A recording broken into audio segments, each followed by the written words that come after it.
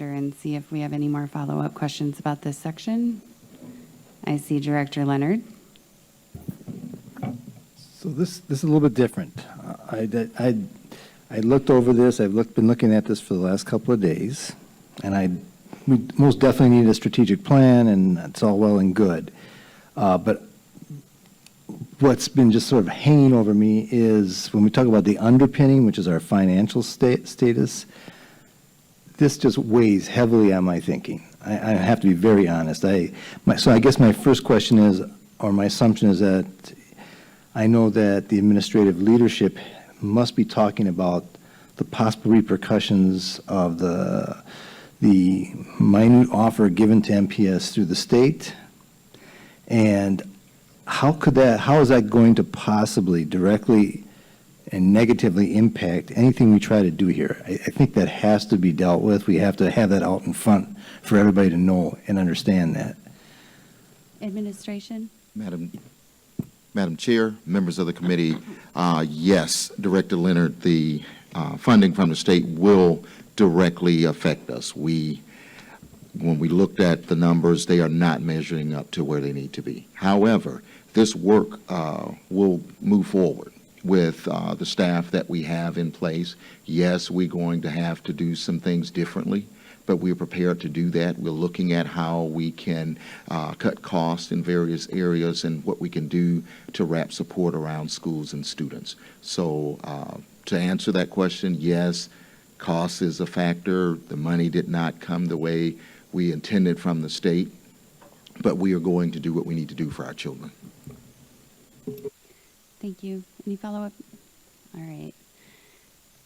Administration, would you like to move on to the next section, please? Yes, thank you. I don't know how it can help when he's, oh yeah, they screwed up and those, and I'm like, you can deliver updates that aren't inflammatory and don't close doors, but he's taken that, and it wasn't always that way. It almost feels like self-sabotage or like a little bit, sabotage. Right? I swear, I even when I met with Amy Masialko, and she told me that state legislators are going to do what they're going to do, which I understand that. She said, we're doing everything right.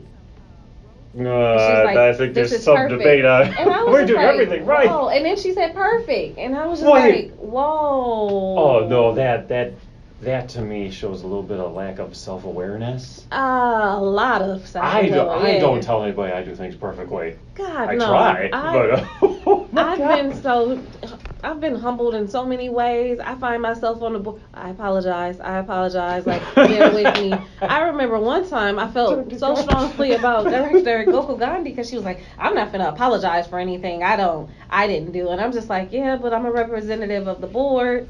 And whether it was something that happened before me or something that happens while I'm here, it's my responsibility now.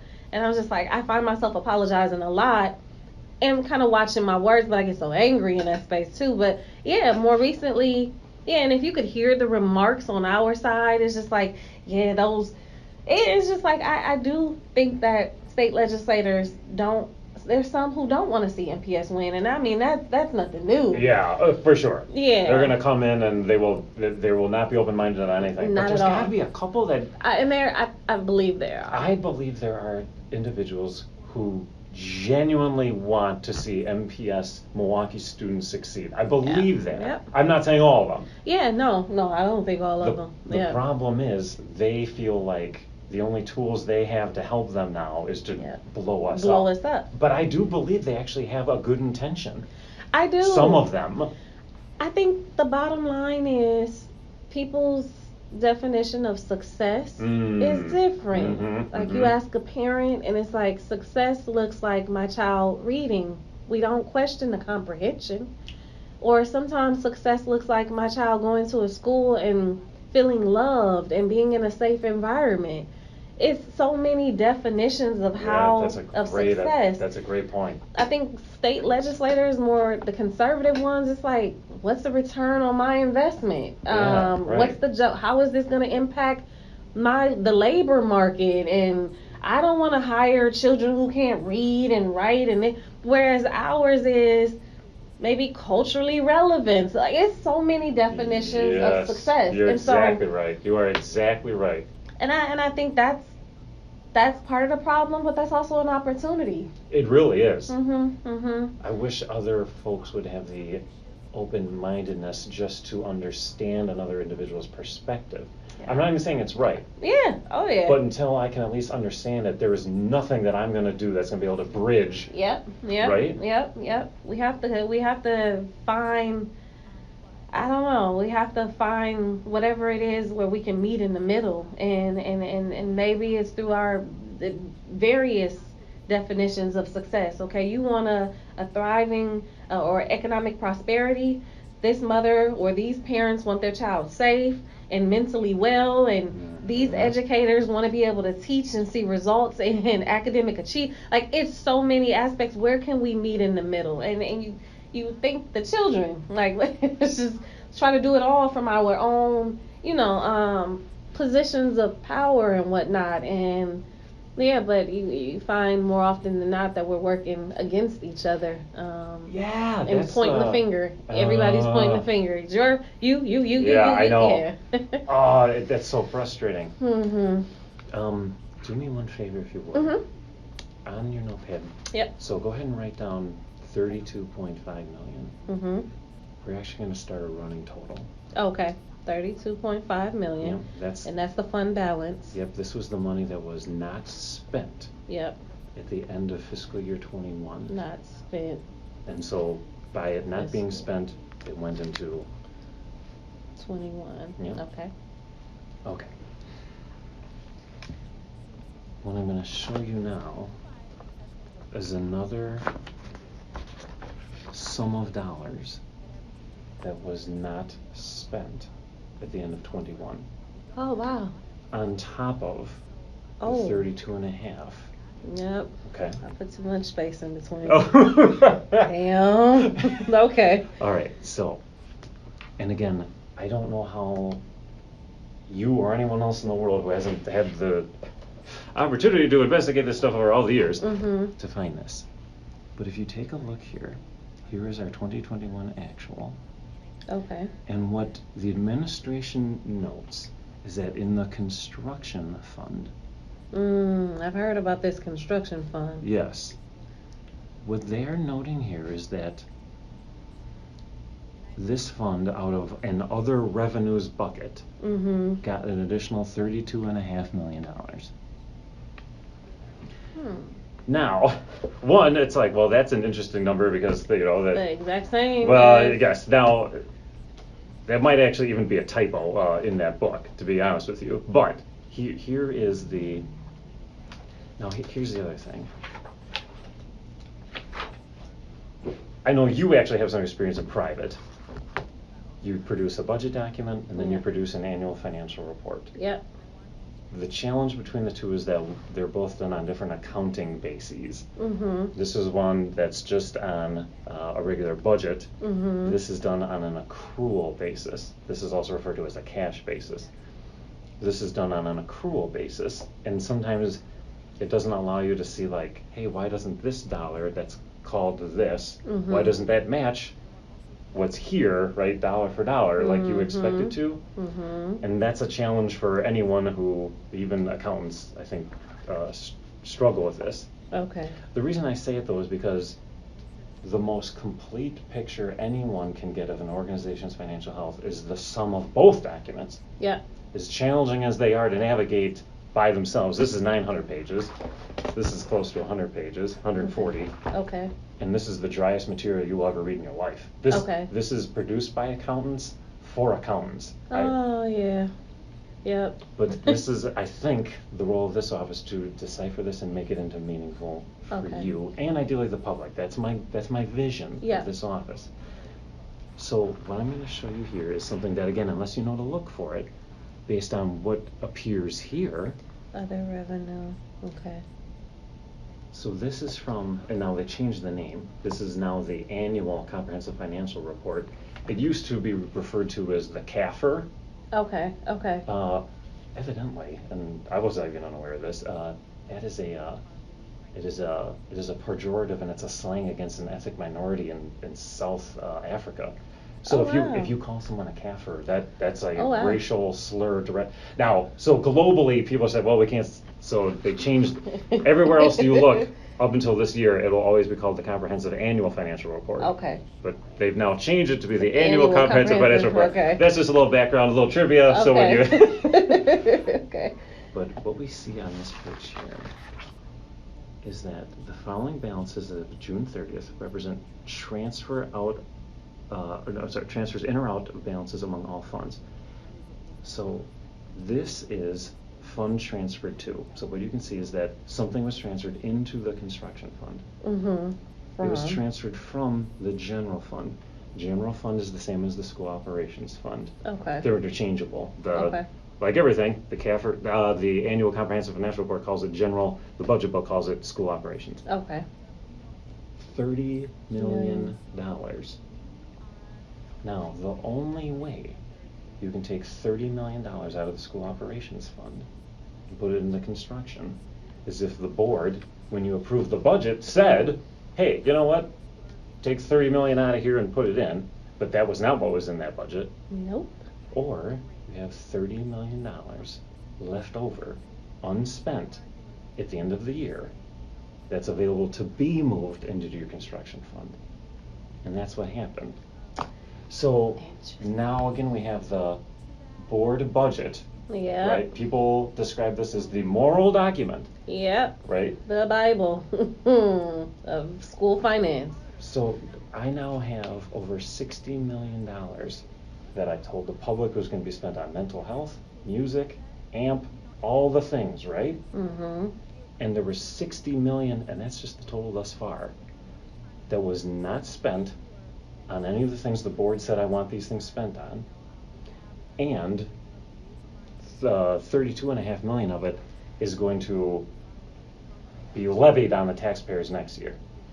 The unique circumstance, which is the next step of what happened to this money, is that within the construction fund, there's actually a trust account.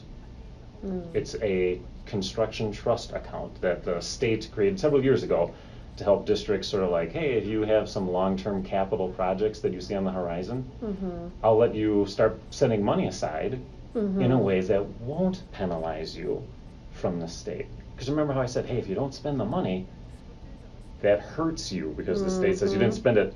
What they said is, if you take money and don't spend it, but you put it into this capital improvement trust account, I'll consider that money actually spent.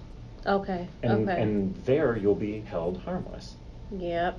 So this $30 million, after it was transferred from the general fund to the construction fund, it then went into this trust account. And so while I have a little bit of a problem with the board not being told in advance that the $30 million that they said was going to be spent on any number of other things, but wasn't, is now just going to get moved into the construction. I'm going to tell you after the fact. It at least didn't result in it being levied on the taxpayers in the next year. Yeah. I still have a problem with all the other things. Oh, yeah. But that doesn't impact the taxpayer. Yeah. In that way. Okay. But now we have a total of over $60 million. So I'm dismissing this because this is actually 30. Yes, there could actually have been some other revenue to the tune of $2.5 million, that came in here. Okay. But absolutely, per this document, $30 million. Yeah. Absolutely got moved out of the general fund into the construction fund. There's no debate on that. So I'm writing this number yes. down. Yeah. Yep. Okay. That's exactly right. Billion. Okay. Wow. Okay. Now this is where we really, this is where the eye-opening really starts to take place. What I'm going to show you. I feel like I'm watching a soap opera. I know, right? Like, whoa. We're about to hit the climax of the show. One of the other challenges I have is, how do I even author a memo to the board that in plain language can explain these things right? Like the learning curve is so steep. So steep, yeah. I could very safely author a memo that's worded in a way that I could say, like, this was disclosed to the board, Yeah. right? There'd be numbers, there'd be all kinds of things, but it would be meaningless because there's no opportunity to do an uptake on that. Yeah. I mean, honestly, and that's Yeah. that's not your fault or anyone else's. It's just that's the complexity. Yeah. And that's what I was sitting here like, how do I'm a visual, and so I'm gonna have to yes. create charts and have Yes. yeah, that's why I wrote the pages down. I'm glad you said that because every time I produce a memo, if there are hard numbers, there's always visualizations Yeah, of all yeah. of them too. I'm glad you said that. That reaffirms for me that Oh I have yeah, the right no, approach. and then same thing Good, with the good. sheet you had earlier where you had the fiscal years and the actual yeah. and the projected. Yeah, no, that's the Isn't that type of helpful? learner. Yes, it yeah, is. yeah, it yeah. is, Okay, yeah. good. This document is the final adopted budget.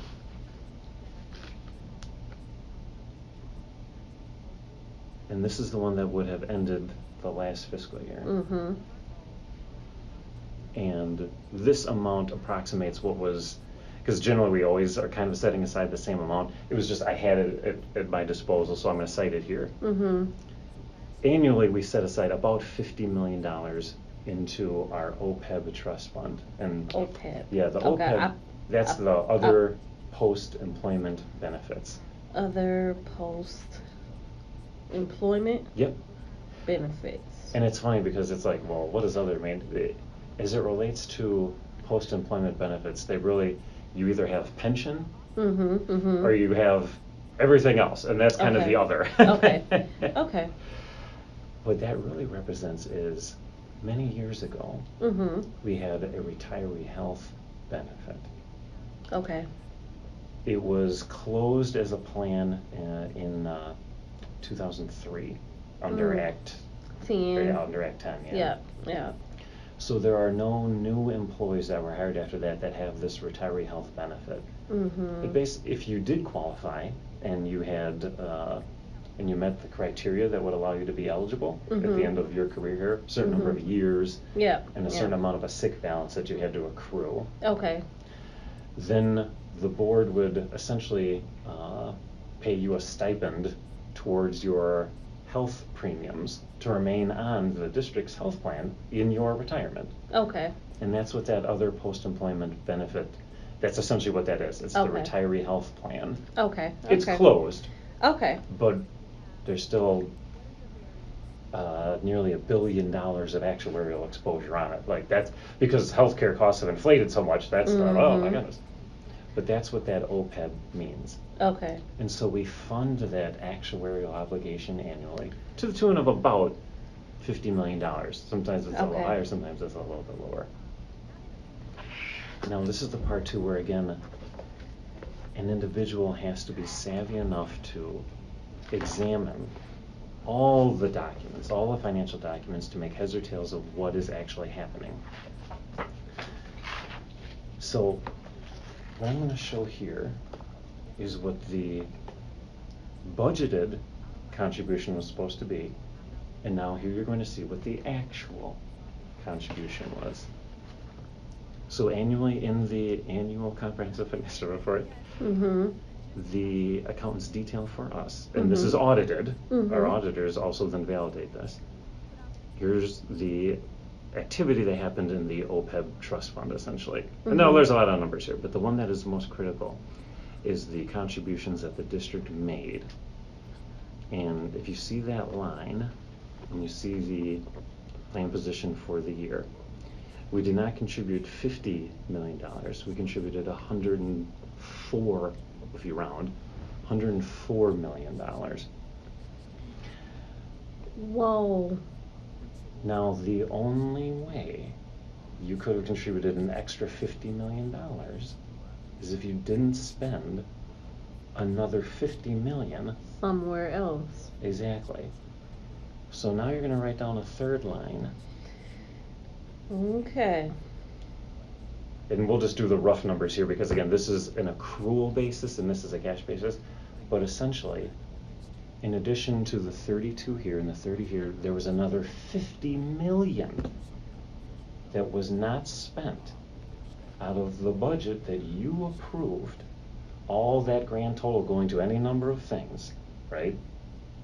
And over 100 million of that didn't get where you wanted it to go, or where the administration said they were gonna put it.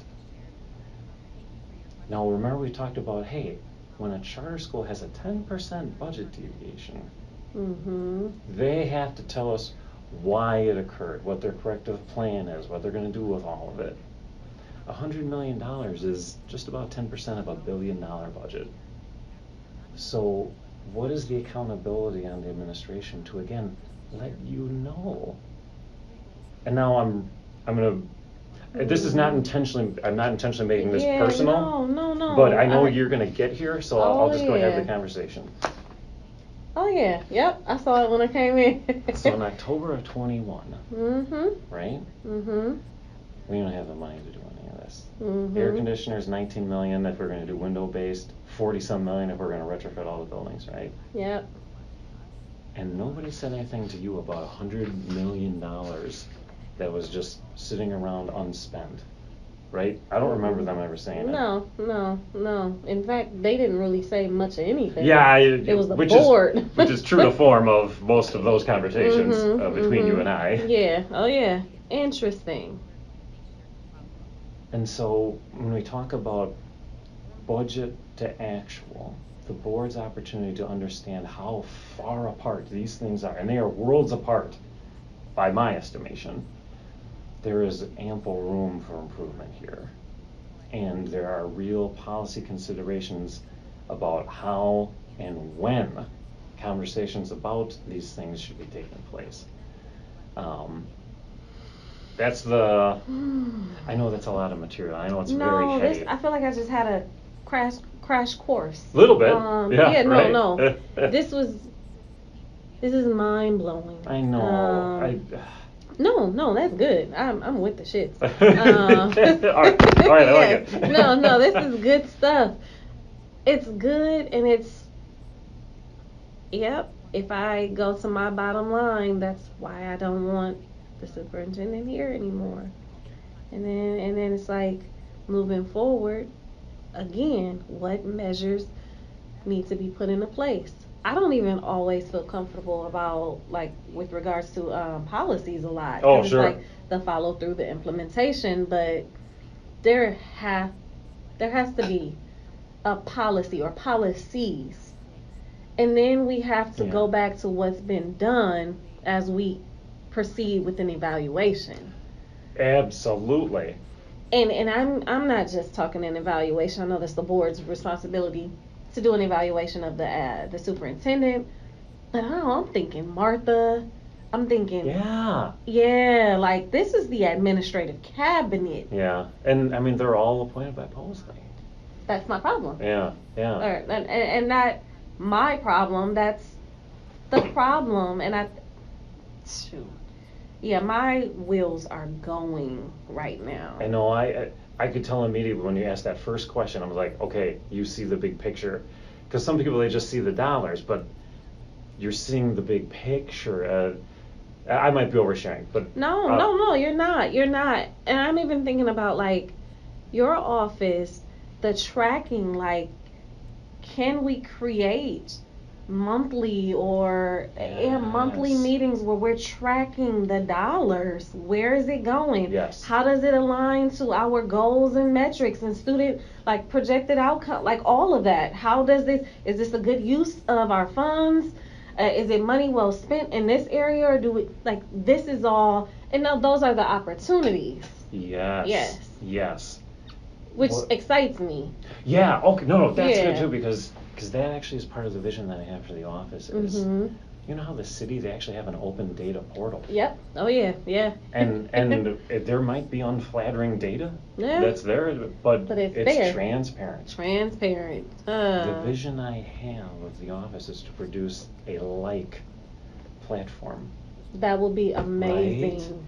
Right? And again, not necessarily to like shine a light on the most unflattering aspects, but it's available, and at least then we can say, you know, we can decide on our own narrative. Here's challenges, here's policy things we're seeing, you know, we can own it, we can get in front of it.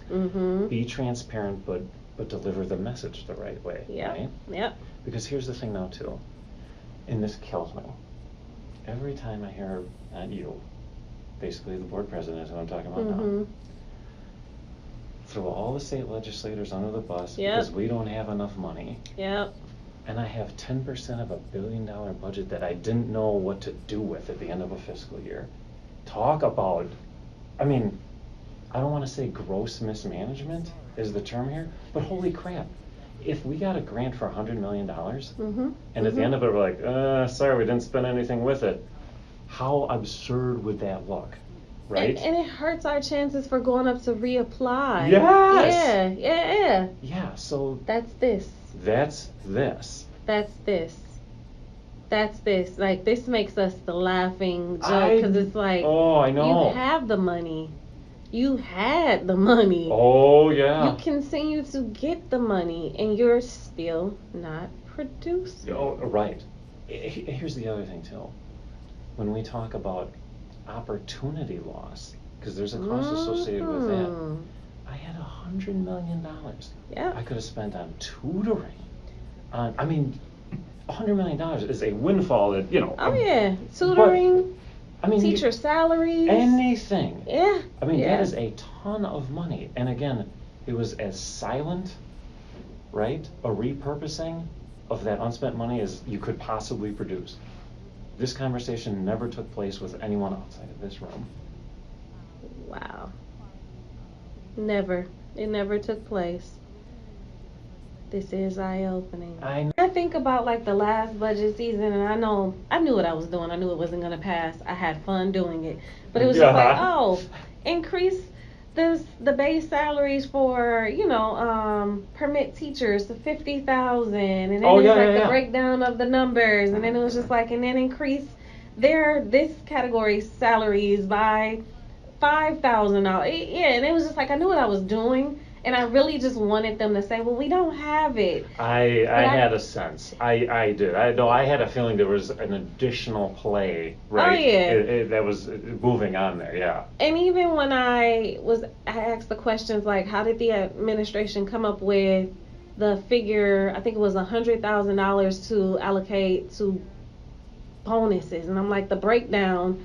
And I think someone, or maybe I asked, how many teachers and what's the breakdown? It was like $200 a teacher. And I'm just like, $100,000?